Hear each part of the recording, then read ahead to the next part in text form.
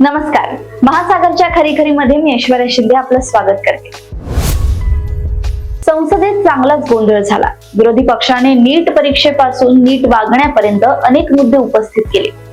या मुद्द्यांवर यापूर्वी अनेकदा विरोधी पक्षाने चर्चेची मागणी केली होती, परंतु सत्ताधारी पक्षाला चर्चाच नको होती। तसेही गेल्या 2 सत्रात म्हणजे 2014 ते 24 पर्यंत चर्चा वगैरे करायचीच नाही। थेट आपल्याला जे काही करायचे आहे ते ठासून करावे असेच एकूण धोरण होते। आज पंतप्रधान नरेंद्र मोदी यांनी अगदी जानेवारी पासून निवडणुकीचे मतदान संपेपर्यंत जी काही घोषणाबाजी झाली, जे काही आरोप प्रत्यारोप झाले ते सर्व विसरून देशाच्या विकासासाठी सर्वच खासदारांनी एकत्र यावे असे आवाहन केले। हे आवाहन गेल्या दशकात कधीच करण्यात आले नव्हते। मात्र आता जी गुंतागुंतीची परिस्थिती निर्माण झाली आहे त्यातून मार्ग काढणे अत्यंत महत्त्वाचे आहे। म्हणजे एनडीएतील बिहार आणि आंध्र प्रदेशला आपल्या पाठिंब्याची किंमत हवी आहे। पैकी नितीश कुमार यांना तर सरकारने लेखी उत्तर दिले आहे की बिहारला विशेष राज्याचा दर्जा येत नाही। मग जदयूचे म्हणणे असे आहे की विशेष राज्याचा दर्जा दिला नाही तरी आम्हाला विशेष पॅकेज द्या। तिकडे चंद्राबाबू नायडू आपल्या मागण्यांची लांबलचक यादी घेऊन तयारच आहे। भाजपमधूनही आता अनेकांना वाचा फुटू लागली आहे। काही दिवसांपूर्वी कर्नाटकच्या एका खासदाराने आपण 7 वेळा निवडून आल्यावरही आपणास मंत्रीपद देण्यात येत नाही याबद्दल जाहीरपणे आपले दुःख व्यक्त केले होते। तिकडे उत्तर प्रदेशमध्ये योगी आदित्यनाथ आता पक्षश्रेष्ठींना हात दाखवायला सज्ज आहे। योगी आणि मोदी यांच्यापेक्षा योगी आणि शहा यांचे संबंध अत्यंत तणावाचे आहेत। उत्तर प्रदेशचे उपमुख्यमंत्री मौर्य कोणत्याही स्थितीत योगी को हटाओ और हमको बिठाओ या पावित्र्यात आहे। अशा एकूण वातावरणात बलाढ्य असलेल्या विरोधी पक्षालाही आता तोंड फुटले आहे। विरोधी पक्ष यापूर्वी अगदी नगण्य होता, पण तो आता अग्रगण्य झाला आहे।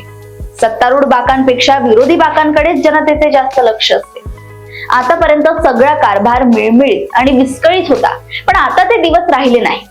सरकारवर संकटांची जी मालिका आली आहे त्यामुळेच की काय आता मोदी साहेबांनी केवळ आपला पक्ष किंवा एनडीएच नाही तर सर्वच खासदारांनी सहकार्य करावे असे आवाहन केले आहे।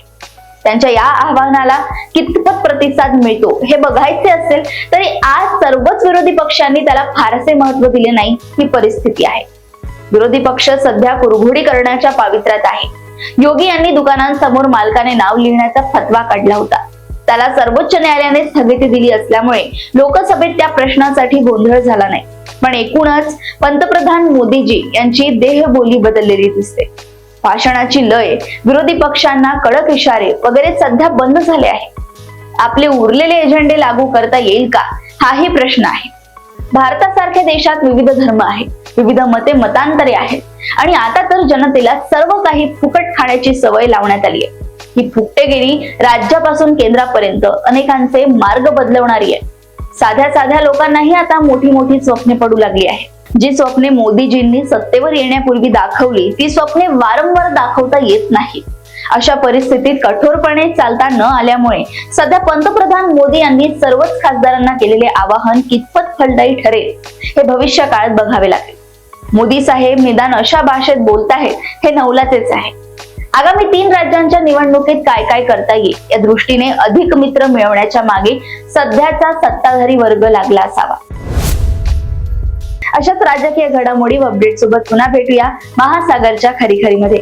बघत रहा महासागर आणि अजूनही तुम्ही आमच्या चॅनलला लाईक आणि सबस्क्राईब केले नसेल तर लगेच लाईक आणि सबस्क्राईब करा आणि बघत रहा महासागर।